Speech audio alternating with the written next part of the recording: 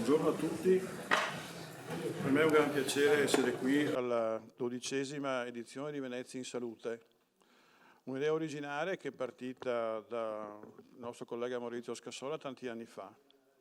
Sono cambiati i presidenti degli ordini, il presidente della fondazione, però alla fine noi dopo questo periodo siamo ancora qui, quindi vuol dire che l'idea originale era sicuramente apprezzabile e ha avuto successo. Non esiste una manifestazione del genere in Italia, in realtà organizzata da un ordine professionale. Siamo anche l'unico ordine in Italia, vi posso assicurare, perché l'ho girato ormai 2 volte e lo sto rigirando un'altra volta nei 103 ordini d'Italia, anche una fondazione dedicata a questo tipo di attività intellettuali e di collaborazione con altre istituzioni che sono le associazioni. Anche l'ordine è alla fine un'istituzione di volontariato e questo evento nasce anche dalla collaborazione con altre associazioni che collaborano e hanno interesse sulla salute dei cittadini a vario titolo. Ci sono istituzioni professionali, laboratori, attività di ricerca, ci sono attività assolutamente volontarie per quanto riguarda per esempio l'assistenza oncologica. Tutto questo esprime il valore migliore, diciamo, della popolazione, che è l'assistenza al cittadino infermo, al disabile, al malato e che comunque in un momento di salute generale si dedica a queste persone nel tempo libero. L'edizione di quest'anno è particolarmente complessa. Se la osservate, vedete che ci sono 4 eventi in uno, sono 2 giorni. Un evento che parte da una fase organizzativa che risale all'anno prima, sia per quanto riguarda i temi e per quanto riguarda anche l'evoluzione, tutte quelle che sono le attività di collaborazione. Quindi io ringrazio sicuramente il Comune di Venezia, che è il nostro partner principale, e anche la presidenza dell'M9, con la Fondazione Venezia, con il professor Michele Bugliesi che è venuto l'altro giorno in conferenza stampa alla presentazione di questa edizione di Venezia in Salute. Quest'anno siamo per la prima volta qui, in questo luogo dedicato alle attività culturali nel cuore di Mestre, e io spero che sia l'inizio di una collaborazione che vada avanti nei prossimi anni.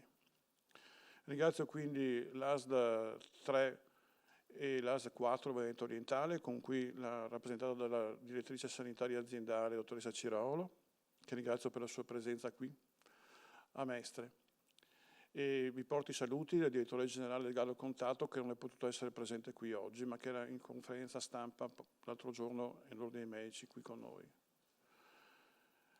Ringrazio tutte quante le associazioni che non posso elencare, vista la numerosità, ma che vedete, diciamo, ben evidenti con i loro loghi nei poster per quanto riguarda l'evoluzione della nostra attività.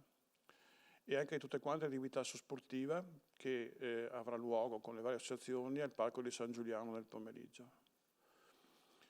Per ultimo, ringrazio la Fondazione Ars Medica con tutto quanto il suo staff e colui che ha coordinato e retto, diciamo, tutta l'organizzazione in questo anno e in questi giorni, che è il presidente Gabriele Gasparini.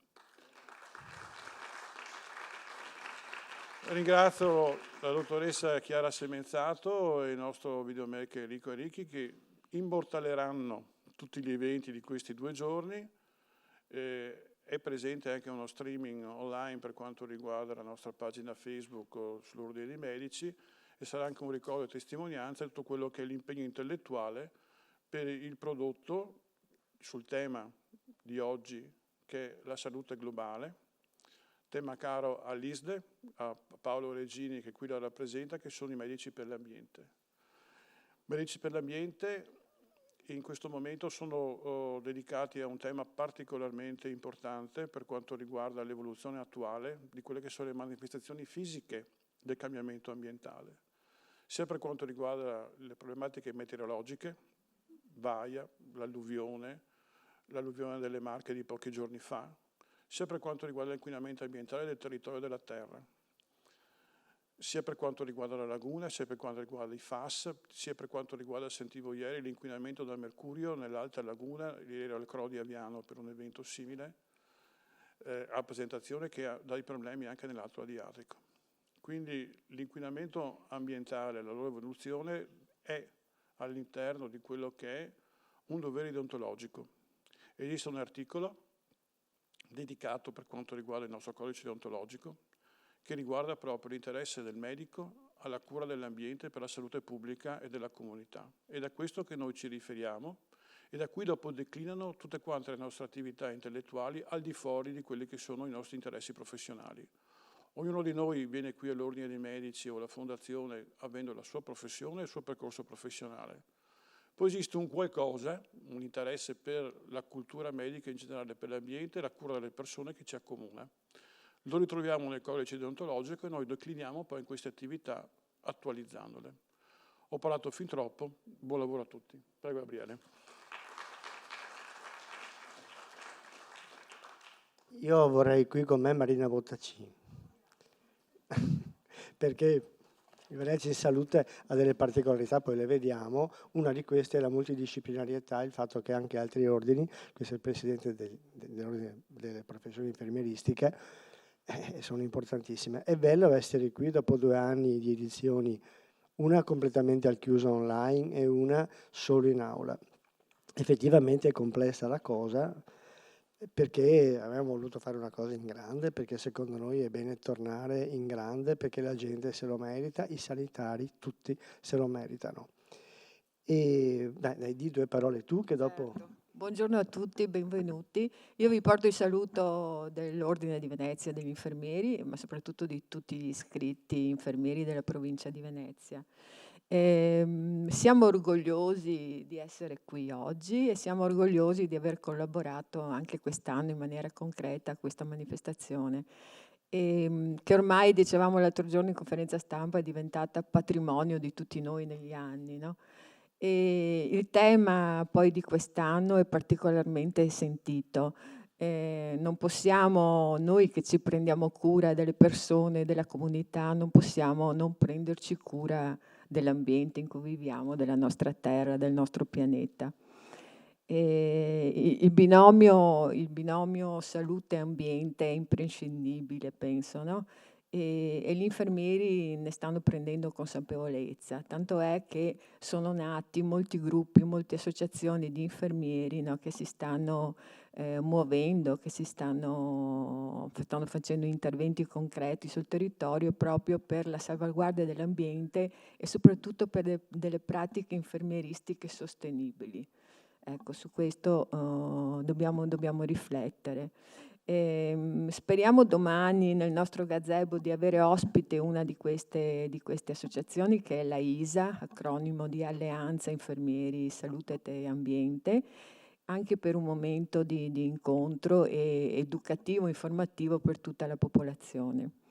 Io penso che saranno 2 giornate di conoscenza e soprattutto di incontri speciali, soprattutto domani. Ecco, se anche il tempo ci assiste in questa cosa, per cui ne usciranno 2 giornate meravigliose, insomma, di incontri e di relazioni. Grazie ancora e buon ascolto. Grazie Marina.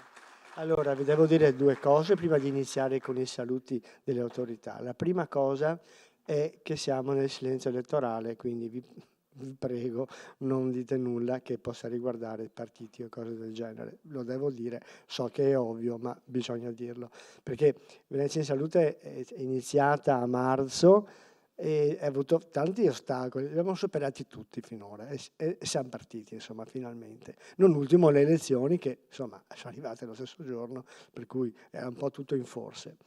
L'altra cosa vi dico, come sempre noi non facciamo i coffee break perché noi vogliamo mandarvi a casa in tempo, siamo già in ritardo ma non c'è problema, è ampiamente previsto.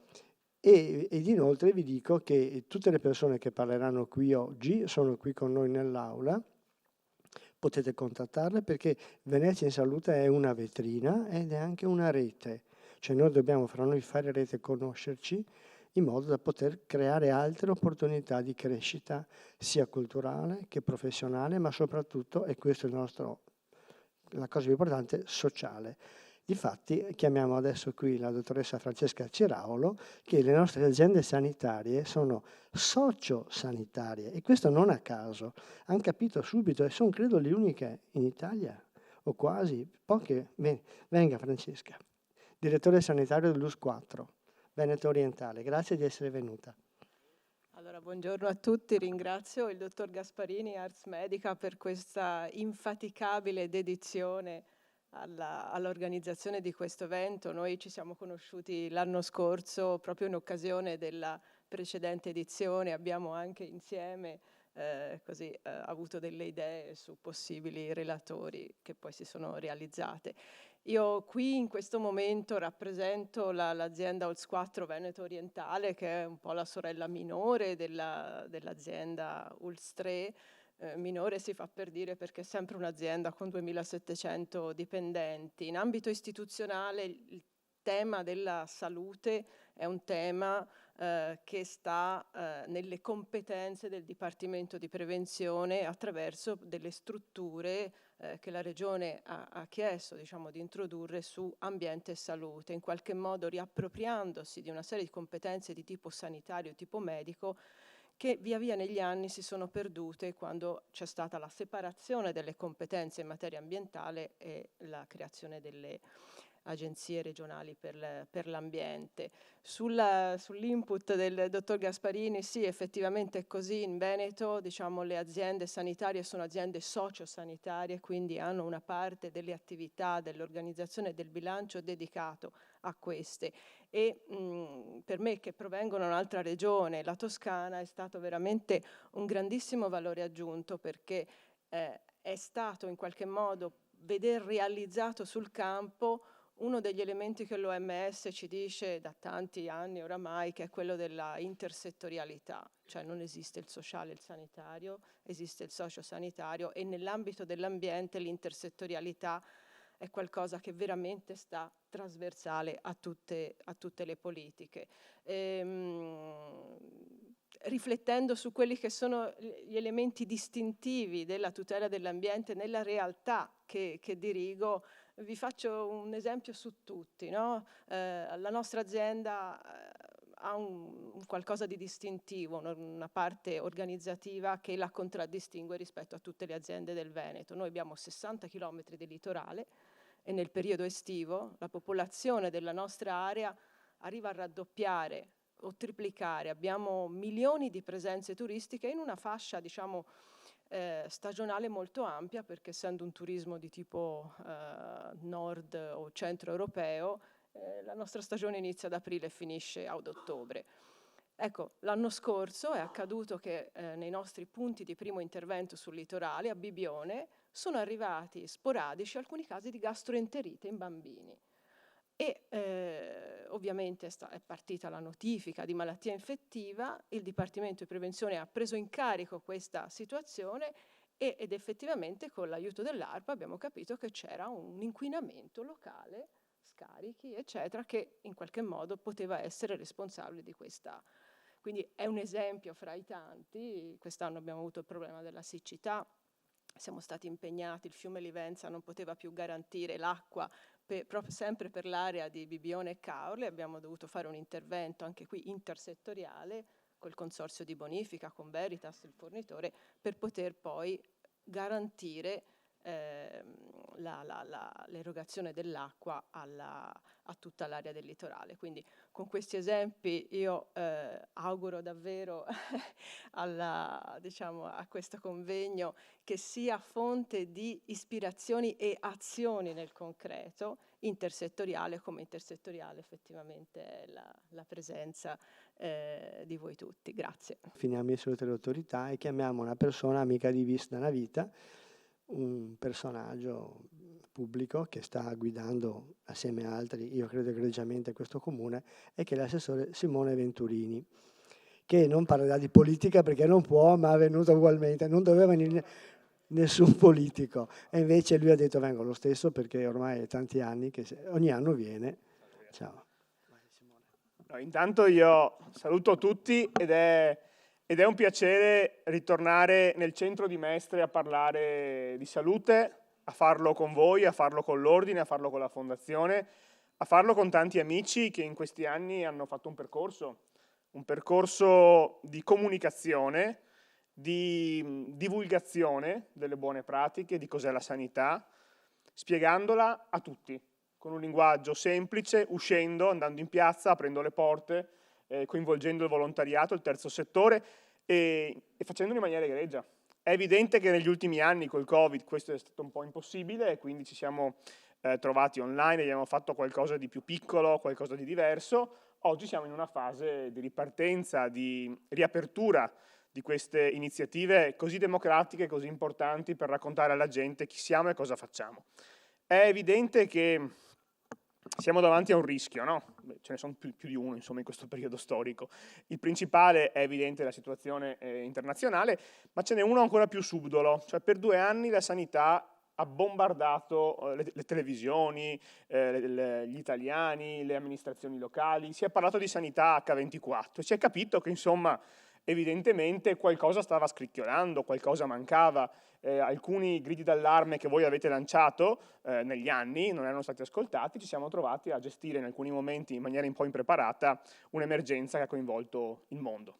Oggi la sanità è sparita dal dibattito pubblico, siamo tornati a pre-Covid, sembra quasi che la parentesi Covid non abbia insegnato nulla o poco nulla e quindi non se ne parla più nel dibattito politico di questi giorni, è praticamente sparita, si parla d'altro. Non che altri problemi siano meno gravi, penso alle bollette, penso alla guerra, penso all'inflazione, però è evidente che l'insegnamento del Covid qualcosina in più avrebbe dovuto insegnarci. Allora è ancora più prezioso e ancora più importante essere qui con VIS ed è ancora più prezioso rinsaldare ancora di più e ancora più forte l'amicizia che lega le istituzioni locali, che sono insomma in prima linea, e l'ordine dei medici, professionisti che sono coinvolti nella sanità, ovviamente non solo i medici, penso agli infermieri, penso agli operatori sanitari, penso ai tecnici, penso un po' anche alle aziende sanitarie, con gli impiegati, con gli amministrativi, con i dirigenti amministrativi. È un'intera squadra che lavora per il territorio, ma è una squadra che non deve dar mai nulla per scontato, perché ci siamo accorti che insomma dando per scontate le cose,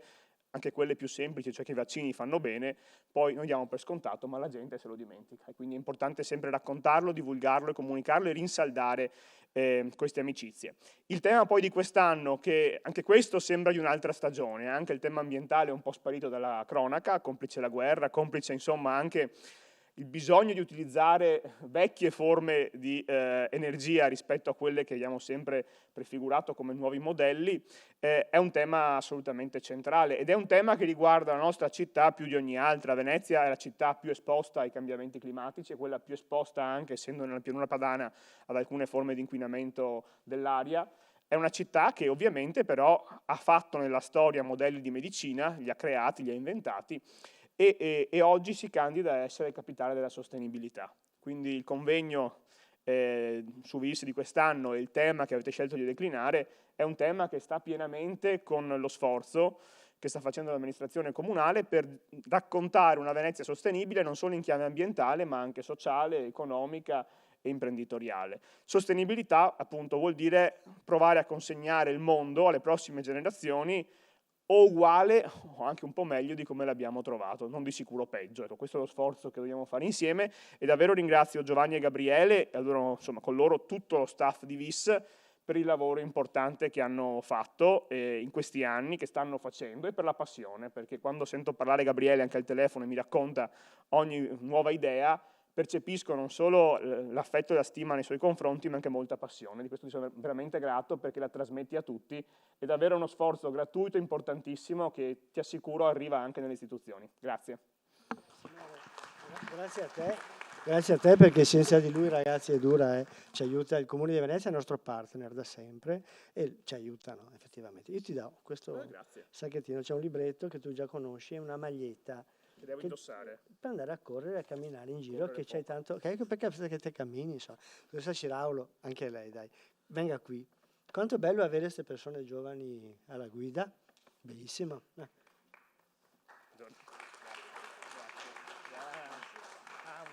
Direttore sanitario US4 e assessore, una cosa lunga così, io non so. Cioè, dici tutto. No. Sì, è incredibile, cioè, 10 deleghe, però le tira avanti tutte. Grazie di Grazie a essere voi. venuti, grazie mille. Grazie Gabriele. Ciao. Grazie.